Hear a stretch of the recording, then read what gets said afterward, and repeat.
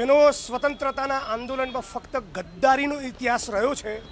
એવા આરએસએસના લોકોને ગઈકાલે રાહુલજીની સંસદની સ્પીચના કારણે ખૂબ મરચા લાગ્યા અને એના પગલે અમને અમદાવાદ શહેરની રાજીવ ગાંધી ભવન કોંગ્રેસ કાર્યાલયની પર જે પ્રમાણે પથ્થરબાજી કરી હુમલો કર્યો એ કઈ કક્ષા ઉપર ઉતરી આવ્યા જેમનું ચરિત્ર સમગ્ર અમદાવાદ શહેરના ગુજરાતની જનતા જોઈ રહી છે। પણ આવા પ્રકરણમાં પોલીસે જે ઇમ્પાર્શિયલ નિષ્પક્ષ તપાસ અને નિષ્પક્ષ ભૂમિકા અદા કરવાની હોય એના બદલે કોંગ્રેસ પક્ષના કાર્યાલયમાં ઘૂસી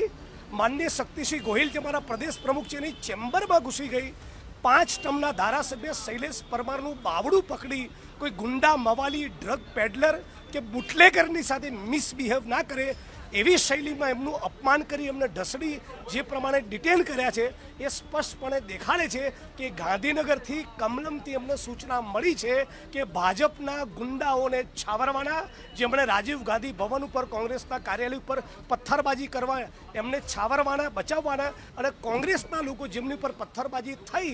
એમણે ચેમ્બરમાં ઘૂસીને બોચી પકડીને ડ્રેગ કરીને ઢસડીને લાવીને પોલીસ સ્ટેશનમાં ખડકી દેવાના આ કોઈપણ સંજોગોમાં અમે ચલાવવા નથી। કોંગ્રેસનું એક બબ્બર શેર એ પોલીસની અને સત્તાધીશોની કામગીરી સામે લડવાનો છે અને ભારતીય જનતા પાર્ટીના માણસોને બજરંગ દળના લોકોને આરએસએસ અને વીએચપીના લોકોને એટલું જ કહેવા માગું છું કે તમારામાં પાણી હોય તમારા બાપે તમને સવા શેર સૂંઢ ખાઈને પેદા કર્યા હોય ને તો મોરબી તક્ષશિલા અને અગ્નિકાંડમાં ભોગ બનેલા 99% લોકો એ પણ હિન્દુ હતા। તમારામાં પાણી હોય તો અમને ન્યાય અપાવીને બતાવો।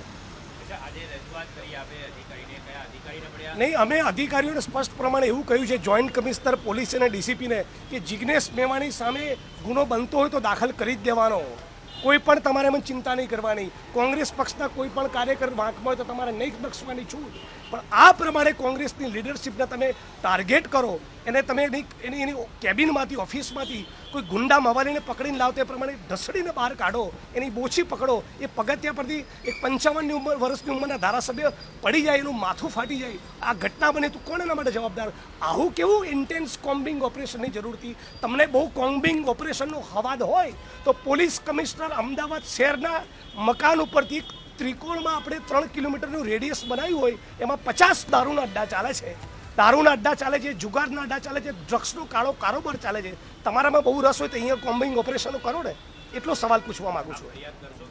બિલકુલ ફરિયાદ કરીશું અને પોલીસને કહીએ છીએ કે તમારું કામ ઇમ્પાર્શિયલ તપાસ કરવાનું છે, ઇમ્પાર્શિયલ તપાસ તો કરો, પણ શૈલેષભાઈ સાથે જે પ્રમાણેનું મિસબિહેવ કર્યું છે એ કોઈપણ સંજોગોમાં અમે ચલાવવાના નથી। જે પણ અધિકારીઓ એમની ગરદન પકડી બોચી પકડી એમને ઢસડ્યા છે એમને તાબડતોબ 24-48 કલાકમાં સસ્પેન્ડ કરવા જોઈએ, જેથી ભવિષ્યમાં ધારાસભ્ય સંસદ સભ્યની સામે આ પ્રમાણેની કાર્યવાહી ના થાય। ધારાસભ્ય અને સંસદ સભ્ય કાયદો હાથમાં લે તો એ પણ કાયદાની ઉપરથી નથી, એમની સામે પણ એક્શન લઈ શકાય, ગુના દાખલ થઈ શકે, ધરપકડ થઈ શકે, પણ કોઈ પણ ધારાસભ્યને કોમ્બિંગ ઓપરેશનના નામે એક વિવેકપૂર્વક શૈલીમાં ડિટેન કરવાના બદલે એ માણસના